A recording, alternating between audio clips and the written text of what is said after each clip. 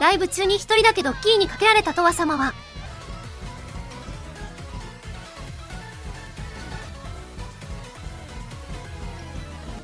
これさ、とわの見てよ。せーの、右左右左でステップしようねって練習してたんだよ。